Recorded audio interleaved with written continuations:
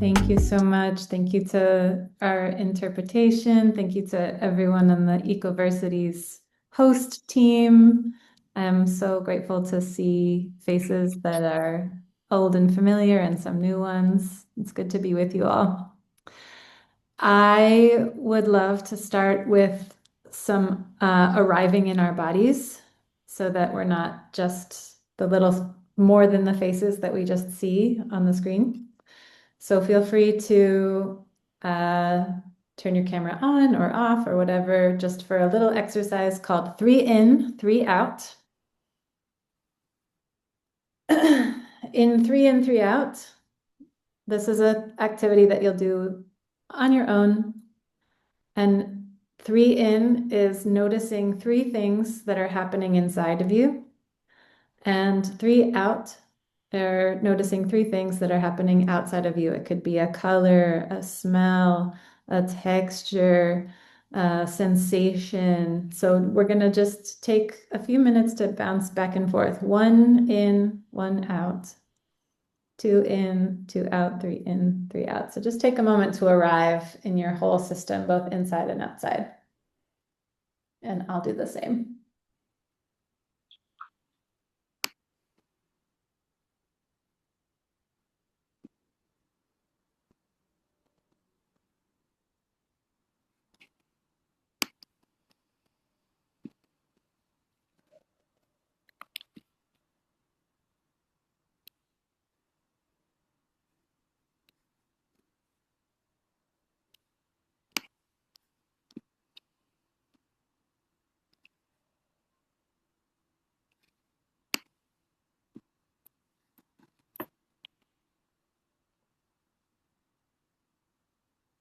And just take one more minute. And feel free to share in the chat if you would like any of your noticings so we can start to widen our awareness and our peripheral. As I orient us, so I just want to open us in some gratitude and acknowledgement of the lands that are holding each of us and the guardians of those places. I want to welcome in all of the people you're connected to, your children, your relatives, everyone who might be making it possible for you to be here in this moment. I also want to greet the ecological systems that make our arrival here possible, the trees that breathe the air with us, the waters that flow through us, all of our big wide webs of food systems. And I want to welcome in those who came before us and those who will come after us, the shoulders we stand on, and who we do our work for in the future. And just take a moment to feel this wide, wide, wide web. So it's us arriving, our cute little faces in these tiny boxes, and then all of the huge webs that we come from too.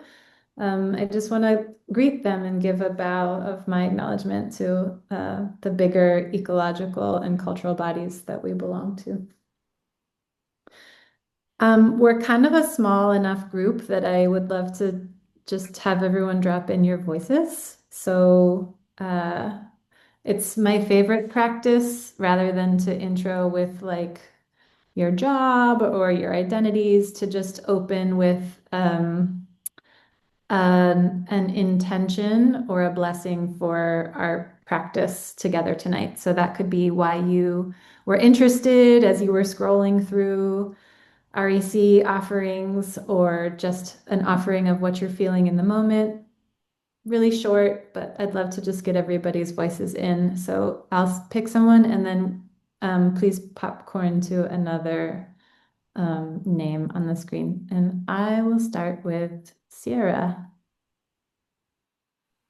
Hmm. Thanks, Kate. My intention would be um, breathing and presence. And I'll pop it to Juan. Thank you, Sierra. My intention will be to be open to mystery and surprise.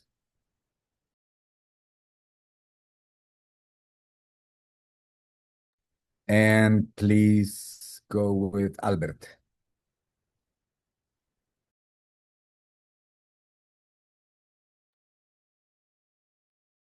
My intention will be attention, and I pass it to Earth Angel.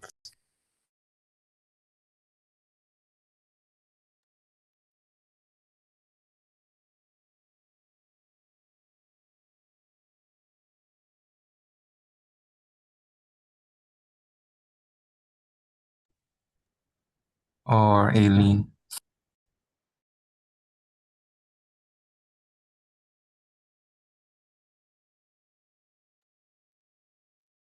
Hola. Hmm. Uh, yeah, there's something that pulled me here about like writing throughout the ancient times. I've been like deep in the creation of the world stories and creation of life here in a little cocoon. So happy to be here. I'll pass it to Urbashi. Hola. My intention is being present because we live in a very busy world and our minds are always in so many different places at one point of time. So I guess grounding myself in is something that I'm forward to. And I'll pass it on to Vanessa. Hi, my name is Vanessa, and I'm in another kind of queer pedagogy space with Kate. And so I was very excited to see this workshop, and my intention is, yeah, to absorb. And I'll pass it to Alma.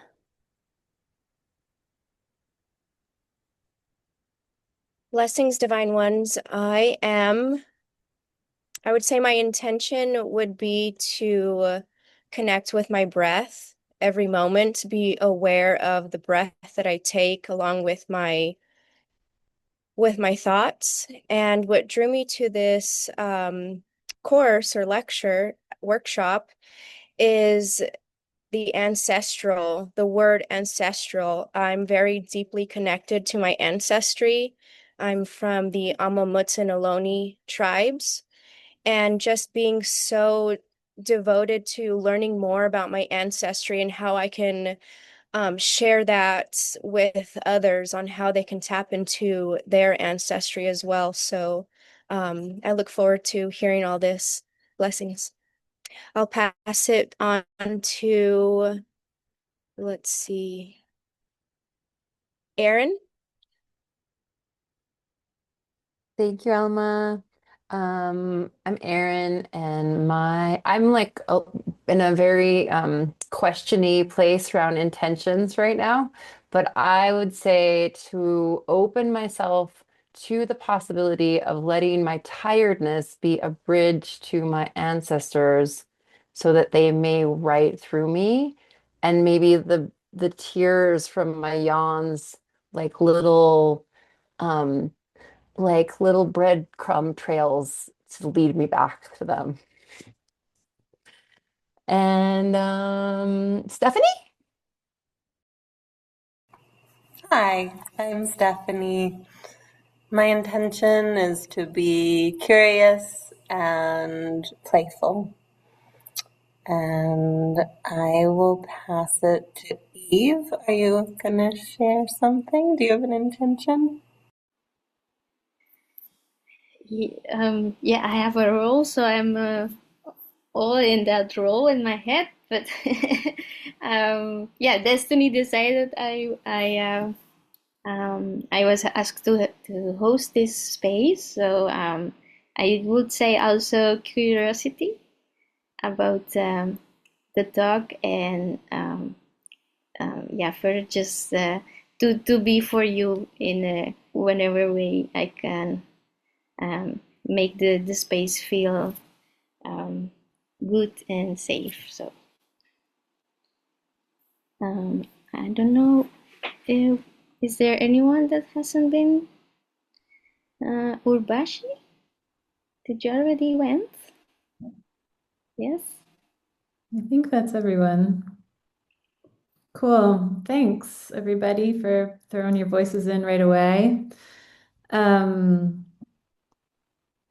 Just a kind of overview of how we'll spend our time together. I really want to be in discussion a lot of the time because, as my teachers like to say, the wisest person in the room is the room itself. So I have some inquiries that I can kind of put in the center. I have some slides if people really want to look at slides, but I would be really excited about discussion. And then we'll do some practice so that you all can leave with some new tools or potentially old tools to go forth and be record keepers of what is important to you to make record of. Go on or off camera as you need to, of course. It's very chill. Eat your food, all that kind of a thing. Definitely appreciating you, Alma, for reminding folks to stay connected to the breath. And I find it sometimes helpful to just like orient away from the Zoom from time to time and remember that I have a lower body. So please take care of yourselves, and I'll kind of keep popping those invitations in as well. Cool. All right, I'm gonna kick us off with a question that anyone can jump into at any time. Anytime, just interrupt me or jump in, which is why do we write? Why do we write things down?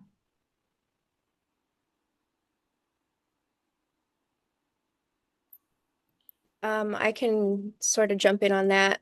For me, writing has been an emotional release, sort of therapy for myself. And every time I journal, I started journaling about 8 years ago. And I didn't know that journaling for me would be a reflection of a modality that I needed at the time. So every time I wrote, I would find the answers back in my journal. And from writing, I was able to channel a beautiful message from the divine spirit, which was like far past when I started writing.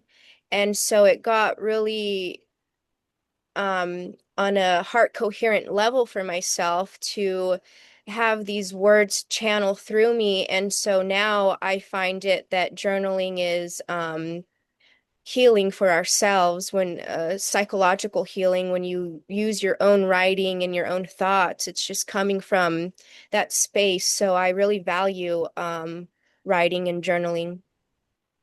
Thank you.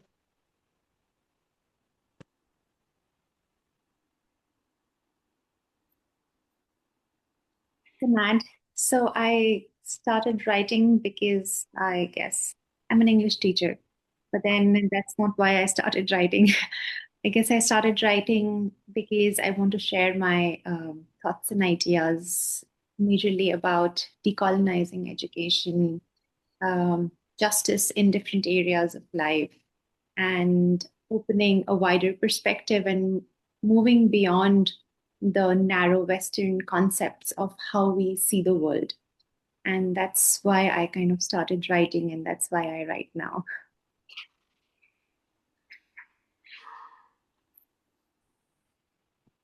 Go for it, one. Thank you. I think that we write, or at least I do, because I want to stabilize my thoughts. And sometimes I just want to extend my memory beyond the thing that I think that I have inside my brain that could be a memory. I sometimes feel it's in a field that it's elsewhere, my brain. So for me, writing is to expand that. I think that sometimes when I write, I find myself from the outer side. Beautiful. Hi, welcome to the folks who are just joining. Settle in. We have just kind of landed with each other, and we'll weave you in as you settle in. We're all kind of just putting into the center some thoughts about why we write things down, why humans decided to write. Hmm. And I we're have some just reflections. popcorning. Okay. I've been reading more recently than I sometimes do, and just like so deeply appreciative of how you can like access someone else's imagination or perspective, lived experiences. And so I feel really grateful that a lot of people have chosen to write in the way that they do, right? And it's this capacity to like transcend distance, often time, like reading people who wrote long times ago, and even like writing to myself feels like you get to like re-meet past versions of yourself, or like sometimes I write and imagine reading it in the future. So yeah, in addition to the things that others kind of swirled in, there's this ephemerality that you can access through writing.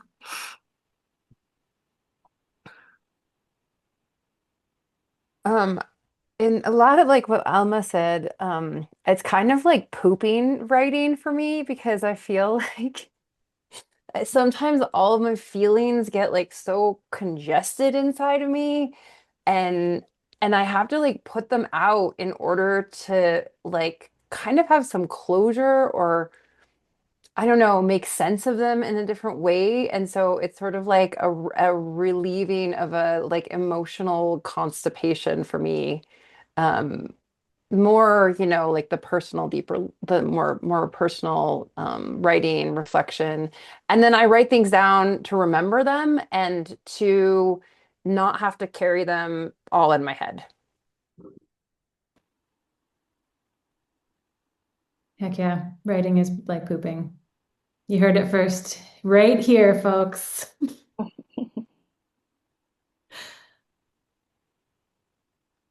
I can share that I have kind of a not a great relationship with writing. I write as little as possible.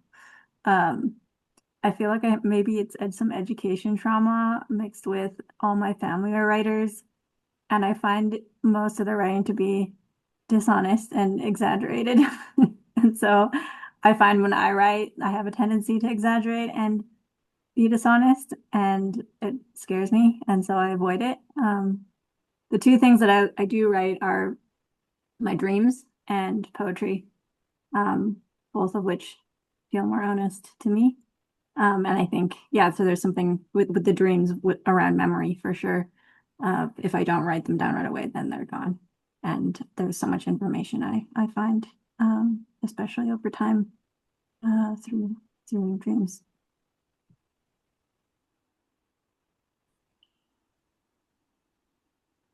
Cool. I love this so far. So we're talking about writing as personal memory. We're talking about writing as cultural memory. We're talking about, people didn't say this, but I like to think about writing as making an archive or making a record of what's important. Because it, like Eileen was saying, it travels in a different way than the sort of ways that our speech travels. It can travel across wider geographies. It can bring us back in time. It can be sent out forward in time. It's how we teach and learn sometimes, like Urbashi was saying. It's how we sort of like make knowledge together. Like writing is one way that we're making knowledge together. That's some of the things I'm hearing. Anybody else want to throw something in? I'm going to keep layering questions, but if you have something, I bring. I have a comment in the chat from Chrissy. She writes slow with her ink pen in very physical rituals to connect with her inner self and give lead from her impulse to the conscious. Mhm. Thank you. I would like to add something to that. Thank you, Eve. So, to what Kate said before, I think so that writing is a way of creating an archive of our conscience progress, like our evolution of our conscience, like the growth of our conscience. So the way we reflect ourselves is this inner relationship. I mean, it's a deeper way of writing, though, but it is actually the mirror we see the world. So if we track that and we give the lead to the conscience with slower writing, and I think so we return to our base in a way, like to our real self, to our genuine self in a way. Not so deliberate writing, I would say, not so mind writing, like a free writing, and this is also part of healing processes as well, as far as I know. Thank you. Thank you for making an excellent segue into my next question. Feel free to keep popping in like why we write, but I want to now ask what counts as writing? When you think about what writing even is, what counts? What do we think of, and what else is there in this sort of like imagination of what it is when we're making record, when we're archiving memory, when we're building knowledges?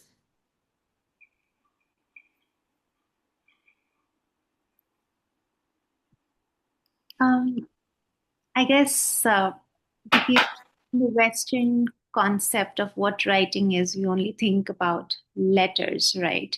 But then historically, and if we go back, any kind of visual is writing because it's a message. It's a story that they are telling visually. So for me, any kind of visual representation of something could be writing in a way.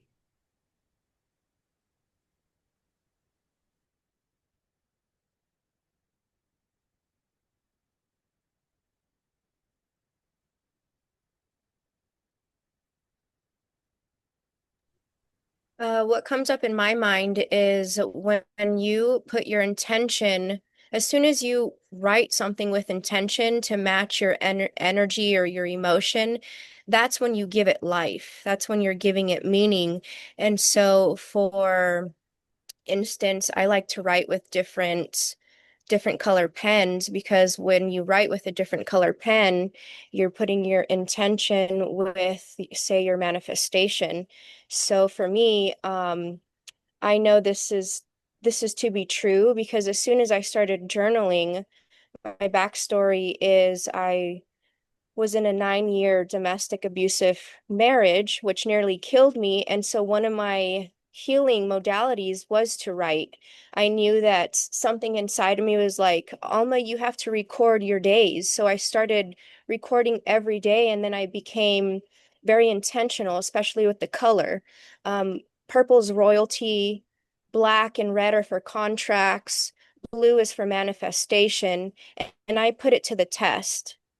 And in putting this to the test, everything that I wrote became in the physical. When you have your intention with your emotional state, that's where the magic happens. So when you write it, your thoughts are going into the field of the ethers. So, as I said, I have put it to the test. I came from nothing. I was jobless, carless, homeless. And in using these beautiful techniques, I was able to manifest everything that my heart desired: a house, a car, a career. I don't really care about monetary gain, but the monetary gain had come, and just being intentional. So for that, that's why I became so devoted into my writings every day. I've never missed a day. And I still have my journals because I like to reflect on where I've come, how far I've been, the person that I used to be, to this woman that I am now. I feel like I have come to the woman that God has destined me to be using these beautiful techniques. And so this is why I urge people to use writing and journaling as a form of healing oneself and being really intentional with the color, your emotional state. And even if you have no words and just tears are coming out, for instance, those tears are still on that page. And those tears carry the frequency and vibration of everything that you've been thinking or everything that you've been feeling. So in those tears alone on that page, that's where the true intention will come. So I just hold this very dear to myself and the teachings. And so I just want to share in connection with our ancestry on why writing is so important. Thank you. Yeah, thanks so much for bringing the colors in and just for offering your journey and why writing has been so transformative for you. Thank you. Natalia? Yes, I'm joining the conversation as nobody needs an interpretation, but I was thinking that your question, like what is like writing? And I was thinking what happens to our species before we like knew how to write. And so what writing is it creating maybe some sort of like print or leaving a mark or some sort of like showing you are there, or in some way, like it could be maybe in, I don't know if there needs to be like a media or not.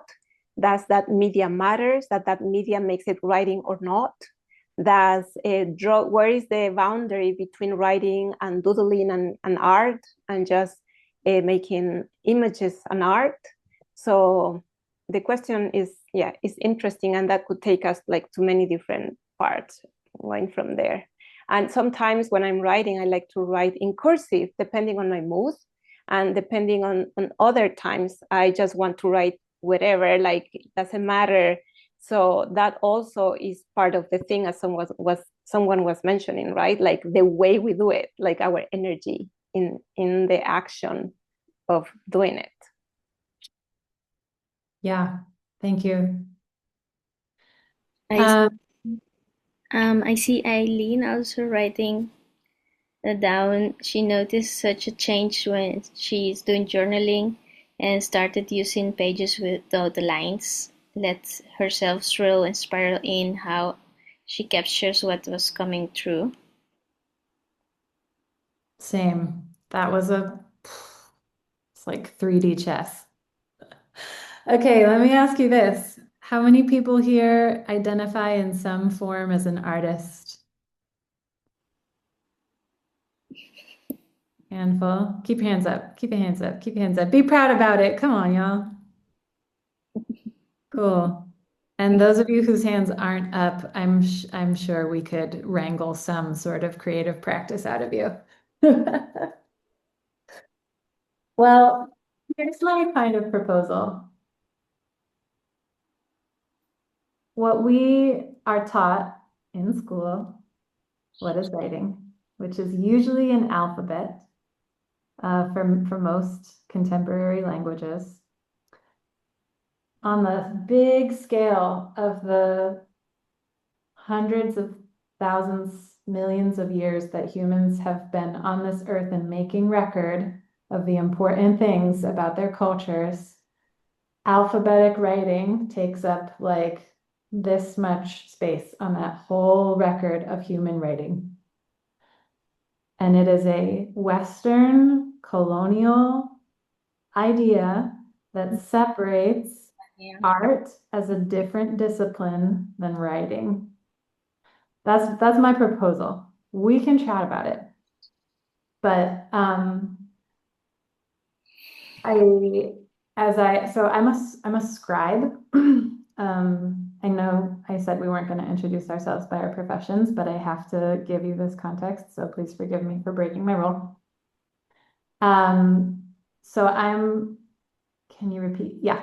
Yeah. So the disciplines of art and writing are Western colonial logic of separating two things that for most of human cultures across the entire world were not separate. Yeah. And so my sort of like journey into realizing why that's important is that I'm a scribe. So I found this very bizarre niche of a job where I draw maps of conversations live while they're in a room. I'm in rooms of mostly people working in like social change work to help visualize conversations. And I think, you know, in our movements, especially now, there's a big call for artists to be helping us imagine the future that we're moving towards as this system kind of hits its collapse point. We're needing people to reimagine, right, the new world. And so artists are called on to shape meaning and be architects of our imagination and translate our struggle into symbols and story and help us tell the story in ways that invoke feelings and expand the sort of like moral and emotional capacities of the nation, right? Is like imagining what's to come. And so I want to, in this session, keep blurring these lines between art making and writing as both forms of the ways that we teach and learn with each other, the ways that we make meaning together, the ways that we tell stories about our times, about our own personal histories, about what's important, how we contribute to the collective archive of this moment, and just be like blurring those lines a little bit. Does anyone want to share anything? I'm just curious about what is map of a conversation. Okay. Well, like I said, I have slides. I feel a little reticent to share like a full presentation, but if that's helpful, I can show you like the visual, like some visuals. That'd be great. Okay. Anyone else want to pop in before I pop over to Slide World? Yes, Kate. I still don't understand the question. Maybe because I like. Do you mean that in English this is happening, that the art and the language is so much separated, but in other cultures not? I still don't get it. Sure. And I think maybe some slides will help, but right, English as a written language is written with an alphabet, an alphabetic script, but not all languages are written in alphabetic scripts. And so I'll talk a little bit about like where we see other forms of writing. Okay. Slide time.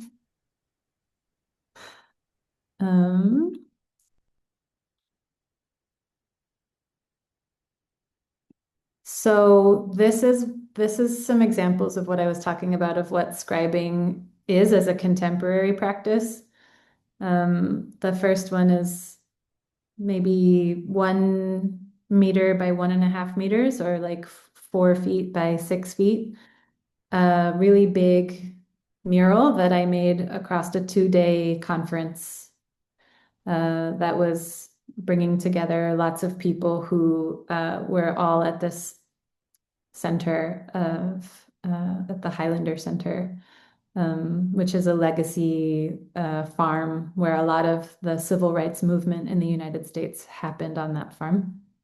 So this was a conversation of hundreds of people's voices that are all sort of like mirrored in some in text, also some in metaphor, some in symbols. Like Alma was saying, the colors can also mean different things. So it's many, many, many layers and textures of that conversation. And then an important part of scribing too, as you can see on the right, is the oral tradition. It brings the oral tradition back of not just writing it down, but then telling it back. And so I'll talk a little bit more about that too. But Kate, yeah, we are only seeing the first page of your presentation, okay. the Let me- title with somatic writing and escritura somática. Okay. Let me try again. You kind of just need to click on the slide you want to show on Canva.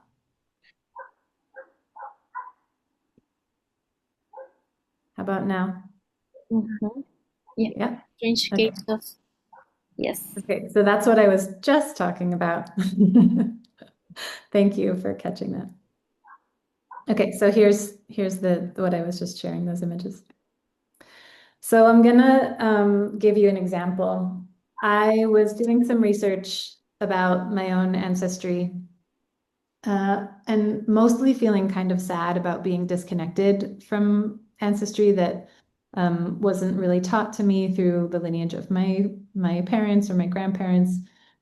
And I was just feeling disconnected from my ancestry. And then I found this instance. So this is a deity, a Nahua deity from the Mexica people of central Mexico. This deity's name is Tlaltecutli. Tlal, as you can see on the bottom, is the Nahua word for earth, and Tecutli means Lord. But in the earth, in the cosmology, the earth is feminine. It's where we're birthed out of. And so it appears in English that when you translate Tlaltecutli, it doesn't make sense because Tlal is Lord and she's the earth goddess. But in Nahuatl, there's a different priority in that the writing system reveals, which is that she's a deity, so she can be whatever she wants to be, essentially. There's less importance of the gender of a deity than we would put the way that English organizes, like it would either be the Lord or the Lady. And so this helped me kind of like find the ways that Nahuatl is written, which is not in an alphabet at all, it's in pictures. So written Nahuatl, which is still a spoken language, is written in pictures. It was painted. It was painted on amate paper and deerskin. It was also carved into the sculpture like you saw before. It was carved into monuments and buildings. You can see it here on pottery. And it's a writing system that is rooted in the cosmovision, the sort of like cosmology that is prioritizing interconnectedness and entanglement. And the way that that cosmology expresses itself is more elegantly expressed in the syntax of image than it is in the text. So the logic of Nahuatl is more accurately written down in pictures. Does that make sense? So that helped me just start to understand, as I started doing more research on linguistics, that the Western sort of story of what writing is built or like invented this evolutionary development model of writing systems. And they put alphabet writing at the most quote unquote developed. And they put visual writing systems as quote unquote primitive, or not even to be considered writing at all. And I think that's pretty racist and needs to be corrected. So I have some more examples here of what else could be writing, the ways that people made record of what was important. There's an example of wampum, which is from the eastern coast of the United States, from the Haudenosaunee Confederacy, and then the quipu, which is Quechua, which is a series of knots along a bunch of tied knots together, and each of the knots tells a record. So as a way of keeping record. And so we also now get to talk about like what is literacy, right? So we're not only like asking what is writing, but we're also asking what is reading. So there were people who would be trained in not only in how to paint the stories in the example of Tlacuiloli, or to tie the knots, but also how to read these different forms of writing systems. And just here's a couple of others, the way that people made record actually on the land and in the land, and the cave painting, and the ways that people would be able to read these symbols, write them and read them. So for me, this is a question of language justice. There's three kind of pieces that I have found that are important to me about recovering, about visual writing. One is reclaiming our ancestral scribing traditions that are rightfully ours and that in many instances have been attempted to be stolen from us, right? So the conquistadores came in Mexico, they saw these books, they thought they were, you know, like heretical, and burned them. There's only a handful of pre-colonial books left. So reclaiming our ancestral scribing traditions is important. There's also this question of language justice, where we, I like to say that writing, that drawing pictures is everyone's native written language. Nobody starts drawing as a child and you start drawing the alphabet. Everyone's native writing style is pictures. So as we're creating more access and more opportunity for many languages to thrive, which is so important as we're seeing the erasure of so many Indigenous languages across the world, continuing to uphold and uplift our writing, our visual writing, is a language justice issue. And then the last thing that feels important to me as a scribe is using visual writing as an anti-colonial way of making knowledge.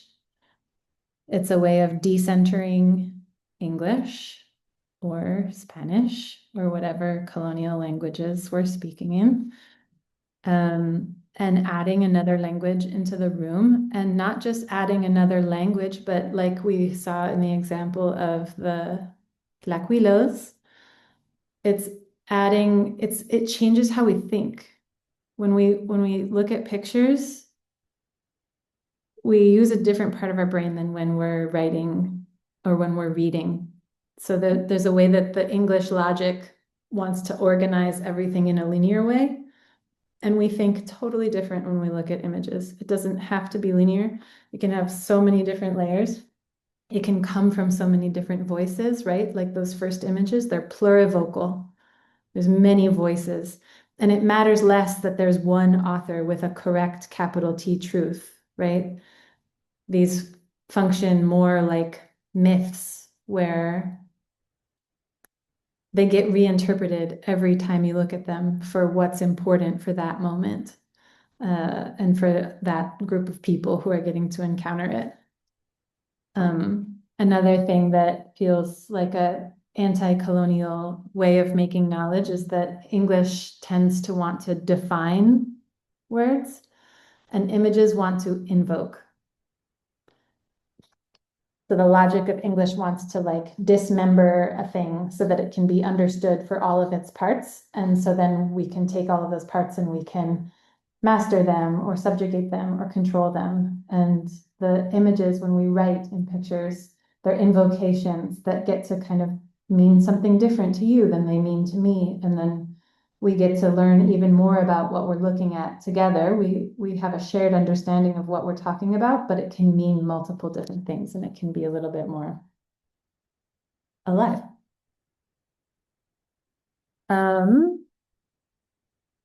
Yeah, I think the last thing I want to say is just that writing has really been weaponized.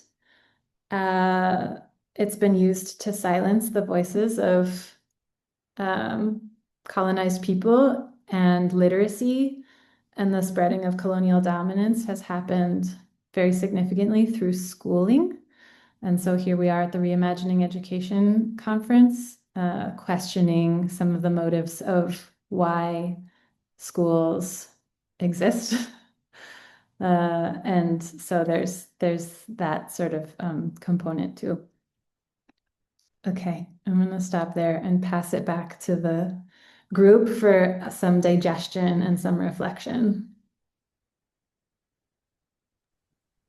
You're speaking my language, Kate. This is exactly what I feel as an English teacher.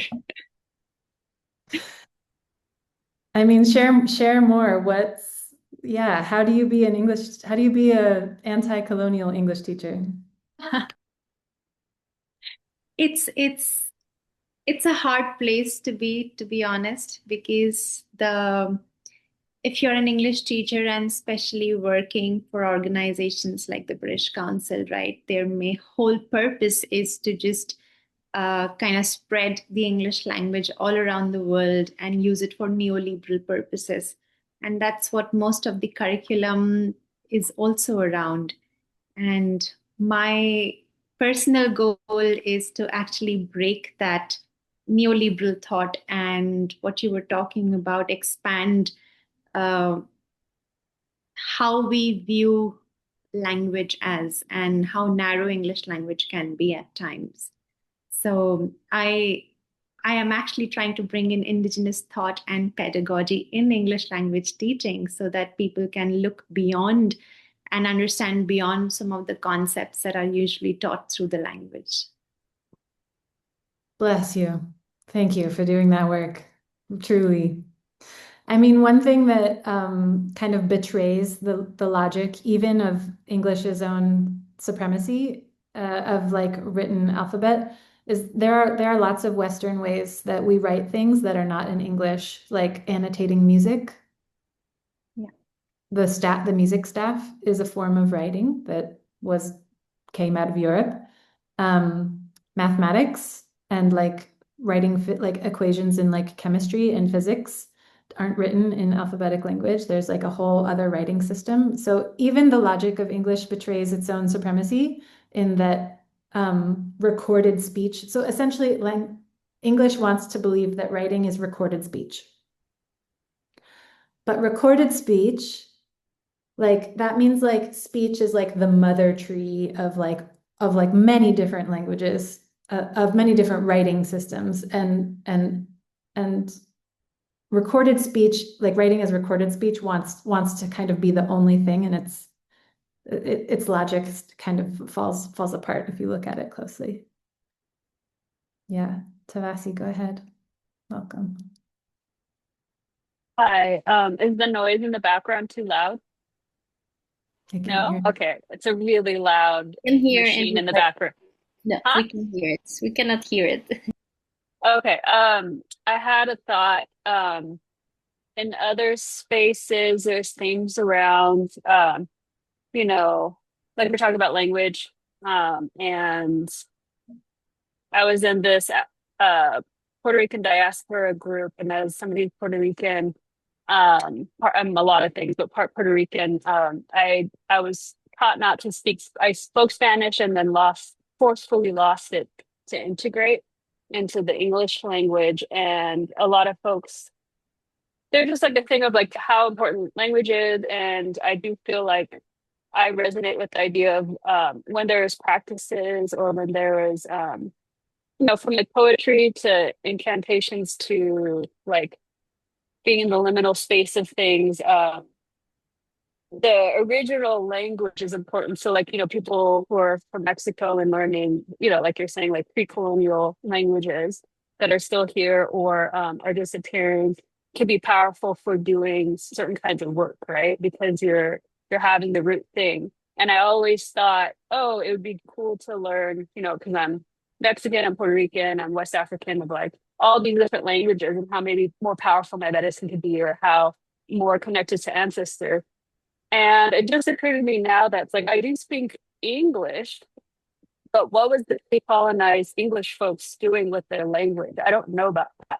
So if I'm already speaking a language, because there's like Christianity, Catholicism, but before that, what I don't know about what folks who are speaking English before their colonization of that system was doing with their language. And if I'm already speaking this language and it's not something I appropriate, I was like forced to speak it. Is there a way to maybe tap into that? Because I already know this one. It's like, how many languages do I need to know until I can access this root kind of relate, the folks who are more in relation with the land. And so I guess my question is, because I think of another thing of like, because I do sacred mushroom facilitation, and sometimes folks who are American and identify as being white American, and they're getting trained by these people from Peru and people from Mexico, and they're like, and they talk about don't appropriate and like work with your people, your own ancestry's medicine.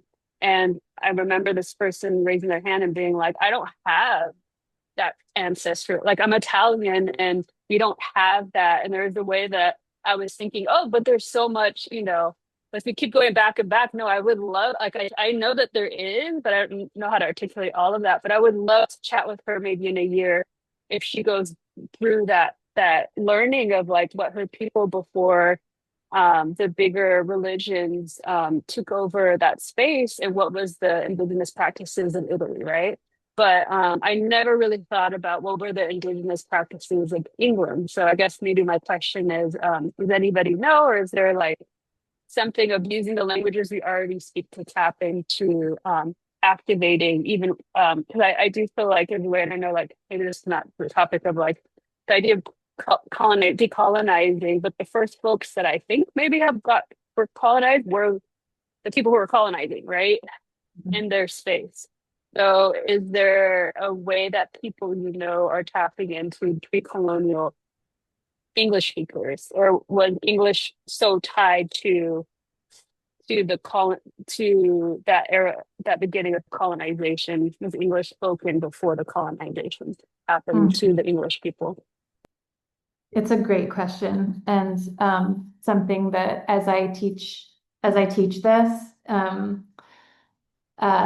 I ask everyone who comes, and Erin's been through one of my classes where like I tell everyone you have to do your own ancestral writing research. Everyone has pictorial writing in their ancestry. Everyone, even colonized, colonizer, whatever. We're those of us who are a really fun mix of both of those things. And we do need teachers to go back and find, and we need to do we need to do research to go back and find the visual writing systems in our own ancestries. And I think that needs to happen across the board. And I think we need to tell the truth about, for each culture, whether they're, European, more recent colonizers, or if for people of European descent, going back further to be like, okay, like what writing systems happened before the Roman Empire came through? Like, where are the ecological roots of the symbols that ended up on your clothing? Why is there patterns that repeat on your pottery? When did people stop being able to read those? What kind of, people in many places would read your textiles here's an example from like the UK, the tartans from Scotland and Ireland were often associated with families and their patterns and their colors and their different, strips of fabric, but you would be able to read someone for where they come from, for the land that they lived on, for their family lineage, maybe what they did. So that was a literacy that we have scraps of today that we can do some research and reclaim, but it's going to take a little bit of work. So there's two tasks that we have now in a post-colonial, quote unquote, post-colonial world where lots of writing systems have been attempted to be erased. We need to go back and do research, and we need to find the teachers that we can, including like who was saying, I think Eileen was saying, or Sierra, your dreams. I've recovered a lot of ancestral wisdom just by asking my dreams and seeing patterns over and over and over again. And then suddenly, like, I'll pick up a book and it'll be like, this is what this means. And I'll be like, what? So even mystical ways of finding teachers, that's important. Another thing that's important is we're developing contemporary visual writing systems like the ones that we're working on as scribes, is to study living systems and the patterns that living systems make. So we study the body and we study ecology in the Somatic Scribing lab, where we started with the 3 in, 3 out, right? 3 things that we notice inside, 3 things that we notice outside. Cultivating that practice of attention. A lot of you all came with intentions of attention and presence. There are some things that we just might not be able to recover from lineages that have been interrupted. And we might not have teachers, and we have to mourn that. And like, there's plenty of grieving that we can do about that. And we are still like sentient earth walking around who are able to perceive how living systems organize themselves, right? Branching is branching is branching is branching. And there's a reason why our arms branch into our fingers. There's a reason why tree trunks branch into branches. There's a reason why rivers have tributaries that branch down into branching serves a function. And so as we start studying patterns in living systems, we can also continue rebuilding some of our visual literacies. So that's one answer I have to that question, but so many nuances that we could go into. I don't know that much about this, but I have read and seen a few videos about how music and singing is actually was the first form of verbal language. And I find that, I mean, it just feels like there's some kind of parallel between scripts and letters and pictures. And so I'm also curious about singing and chanting and sound making and those what some people might call primitive ways of connecting, but those are so, I mean, we can change the meaning of that word too to mean connected to what we are, And so I feel like there's just some, I don't know, practice. I feel like singing is something that has come up in moments where I didn't really know what else to do, or I couldn't do anything else in a way that no other form of expression has kind of helped me metabolize and work through things. And I grew up with the story, my mom, my matrilineal line was told, especially my mom, that they were just completely unmusical, couldn't carry a tune, tone deaf, no rhythm, all of that. So I grew up with that, and I had to really challenge my own beliefs about my ability to sing. And anyway, just thinking about other ways of connecting with some of these meaning making systems that predate our colonial modern mental constructs.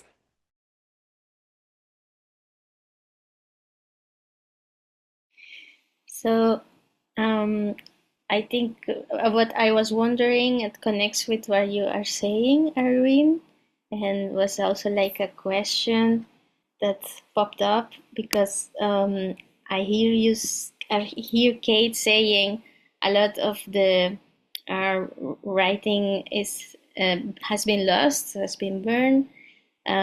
So I was more curious about if you can tell more about your concept of the part of recovering.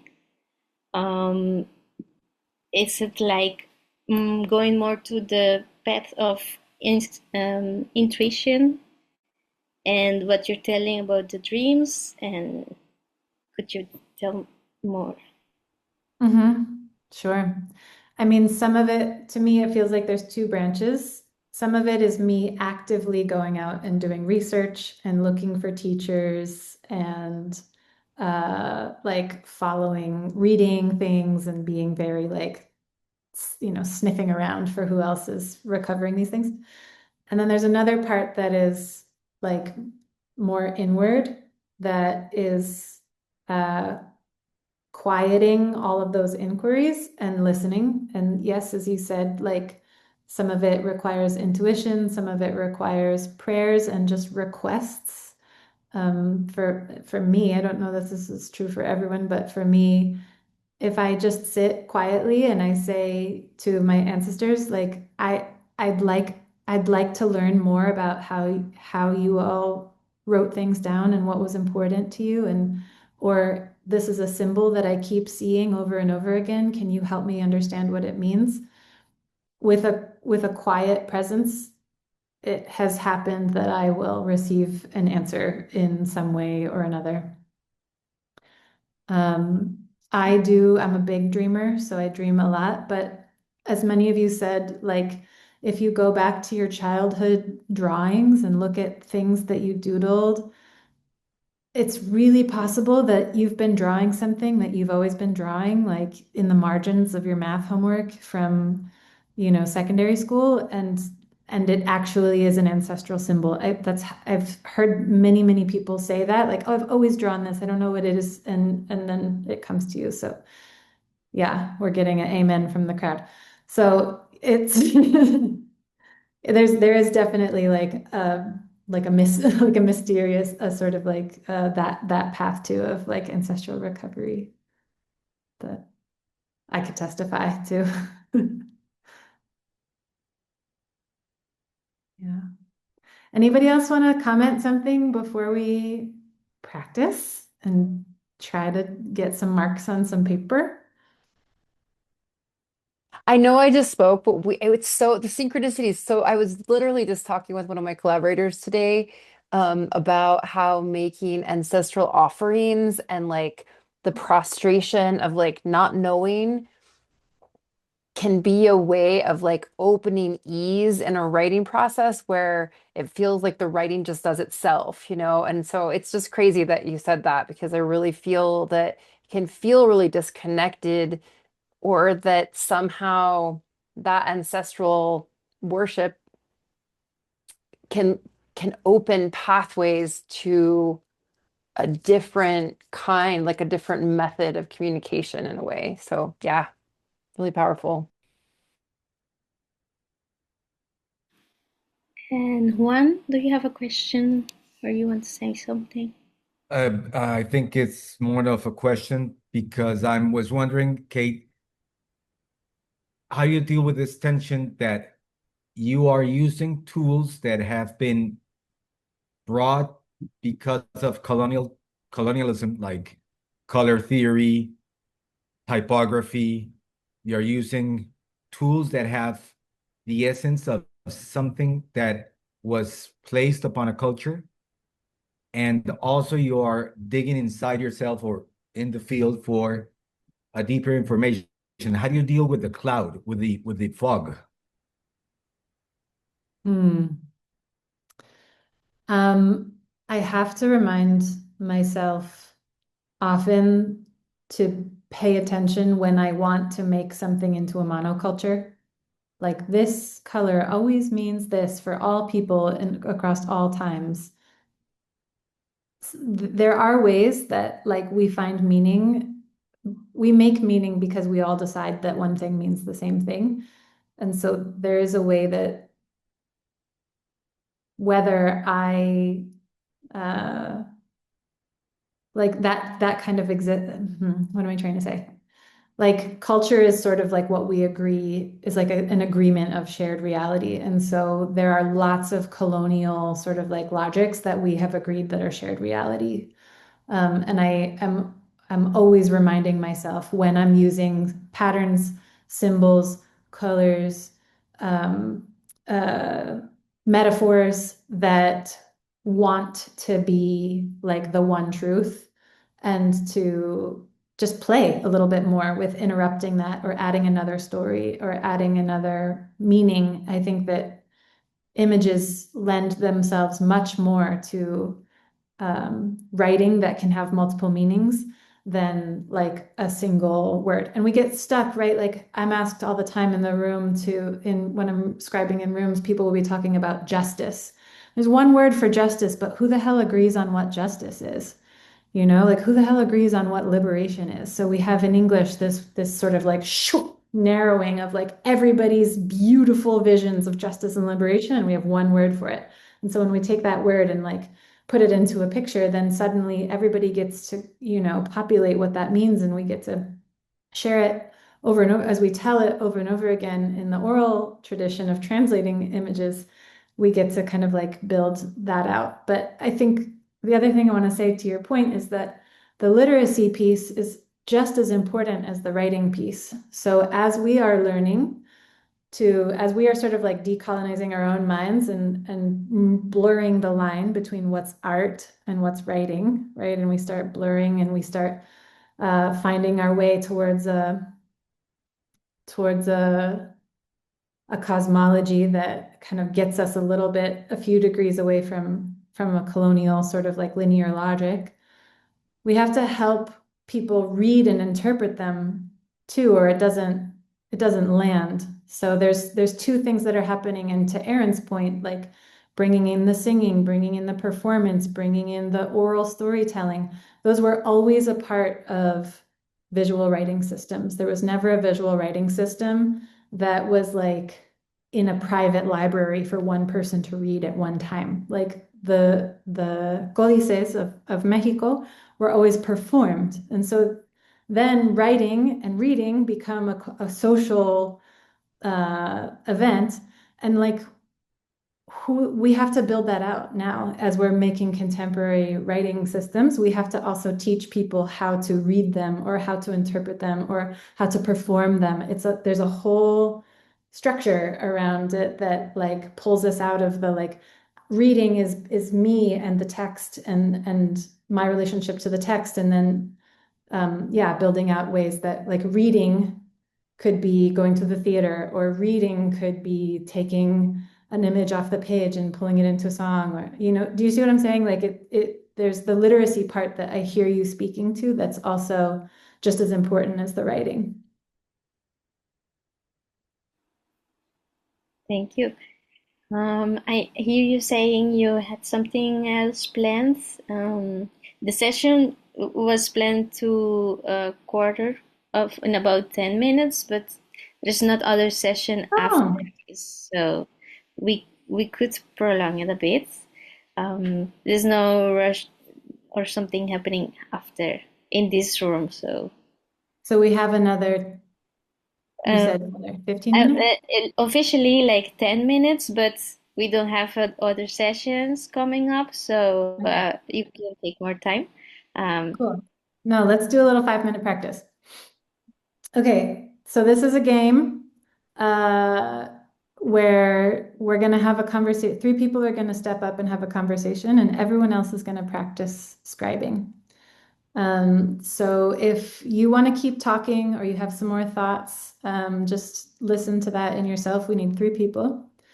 People who are going to be the scribes, you have 4 options that I'm going to drop into the chat of you're going to listen to the speakers and draw while they're talking. And you can pick one of these 4 things to pay attention to kind of focus your drawing. So you could pay attention to your own body while they're talking and draw from what your own body is sensing. You can interpret that in a lot of ways. You could pay attention as people are talking to the movement in the speaker's bodies or their voices and let that inform what you're drawing.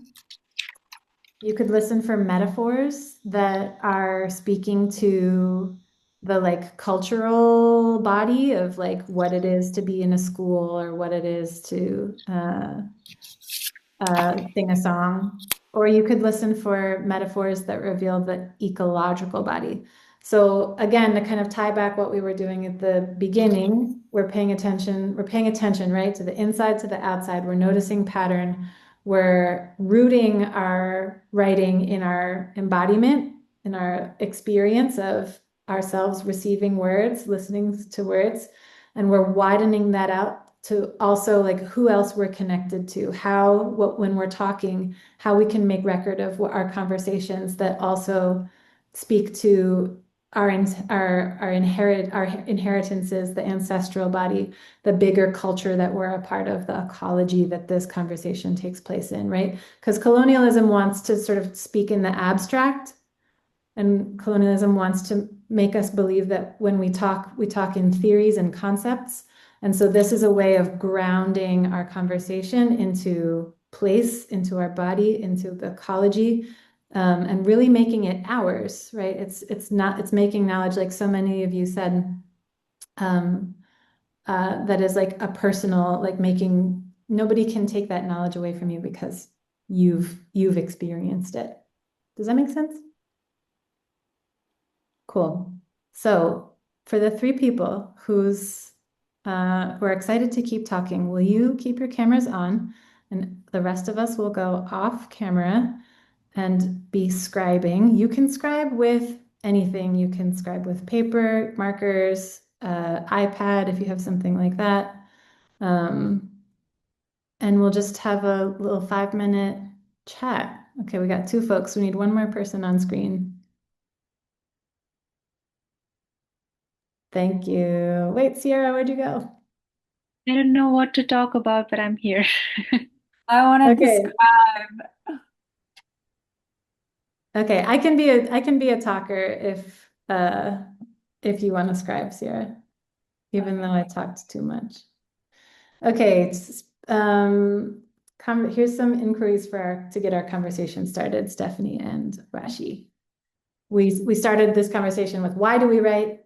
What counts as writing? How does literacy play into all of that? How has colonial education shaped our ideas about writing? And then as we go forth, I want to know who this conversation is relevant to or how we might take it out of this container and who else we might want to collaborate with as we go forward back into our own worlds.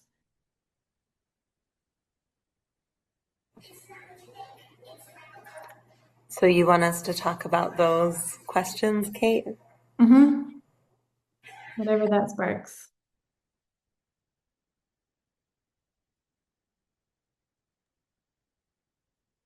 I'll go. I guess for the longest period, not the longest period, yeah, for me, literacy has always been about reading and writing. And my mother tongue is Bengali, and I feel the loss of my mother tongue dearly because I can speak it, but I can't read and write it because of the colonial influence of English. I'm an Indian colonized by the Britishers, and English just took over the different spheres of our lives. And once I started doing my master's and I started exploring into Indigenous pedagogy and education, I realized how narrow my perspective was in terms of uh, what was considered as knowledge and what was considered as writing. And it was, I think it helped me to break that colonial chain that my mind was wrapped into.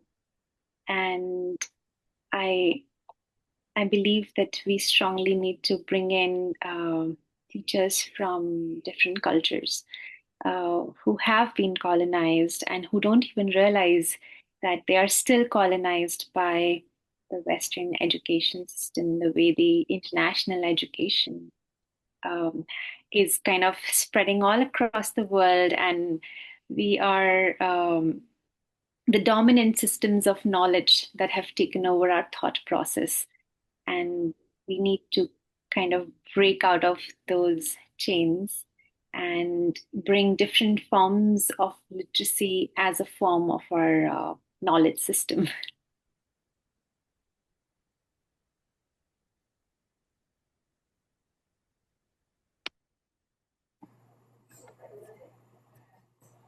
Yeah, that's beautiful. This isn't directly answering those questions, but is it okay if I just speak what's stirring up? Okay. Is it, when you asked that first question, why do we write? Like the first thing that came up for me was like, I write to live. Like I love writing so much, for many of the reasons that others shared earlier. And then when you ask the question, do you see yourself as an artist? I didn't raise my hand. Part of the reason was I was a little distracted because my daughter was coming into the room. But my thought was, I see myself as a writer and a poet before I see myself as an artist, which I think it includes all of that. But I love this needing to like stop separating those. I'm really resonating with that a lot. And just noticing today, not just in this session, but across other sessions and related to the overall conference theme, how schooling, and yeah, maybe this relates a bit to the second question. Like I remember being in my elementary school, the principal was like really hung up on handwriting. Like that was his thing. He was obsessed with everyone having perfect handwriting, and I didn't have it. I couldn't do it. Like, and I didn't really care. Like, I mean, grades are a whole other thing that we don't need to talk about, but like handwriting was always my worst grade. Mr. Neal was the principal's name. And then when I got a little older and was able, because yeah, we were like forced to write in a very specific way. And like straight lines and then of course cursive, and there was only one way to write cursive. But I had this piano teacher, his name was Mr. Squiller, and Mr. Squiller had the funkiest way of writing, and I mimicked my handwriting today, which you can, I don't know how well you can see it. It's kind of a mix of print and cursive. Like it's mirrored from, or an adaptation of Mr. Squiller's writing. And yeah, as we're talking about all of this, I can't help but think, because he was a piano teacher, like his study of music, and because he was also writing, music is a way of speaking and listening and writing too, that all of that came through in his handwriting. All of that to say, like today, it feels like so much reclamation. Like I feel a lot of energy for reclamation, like the ways that schooling like told us we had to do things this one way, and it only counted and was only good if it was this way, and just like, yeah, bringing all of these things back together where they belong. So thank you. This is so rich and generative. Thank you. Blessings to Mr. Squiller, wherever you are. Shout out. Yeah. I'll just close really in appreciation of what each of you shared, and what's coming to me to kind of close with, and as I think about like where else this conversation needs to go, or like why it's important, because there's so many things that are happening right now in the world that are more. I was like, am I really about to do a workshop about writing right now when like there's so much chaos in the world? And I I stay on this frequency because of the ways that I understand language justice to be connected with protection um, of the earth and of Indigenous sovereignty, which is very important to me, and the ways that we see direct correlations between language loss and land loss and land theft. And so that I'll just close with like another reason why it's important for us as we are fighting to defend territory and rematriate land and protect our ecologies and protect ecosystems and waterways and be in land defense and be in defense of our neighbors and our Indigenous relatives, to maintain not just like the fight for the land, but also a fight for the language that comes from the land.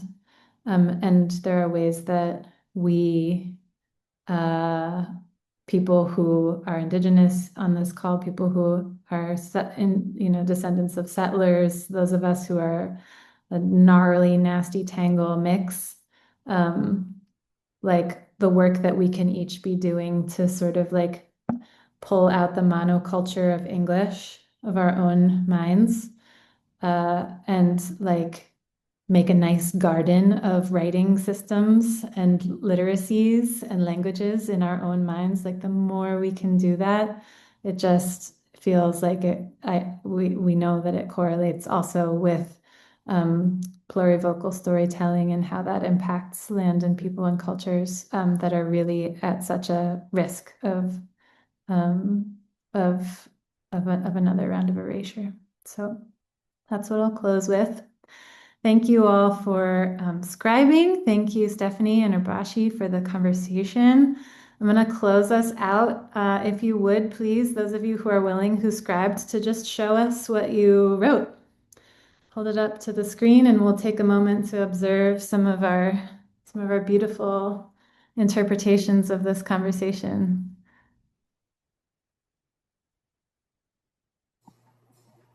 These are so fun to see. And I'm just gonna spotlight you all one at a time so that we can see some of them. So beautiful. I had such a hard time scribing. You guys are artists, true artists. Good. It's so important to find your stretch zone as an artist.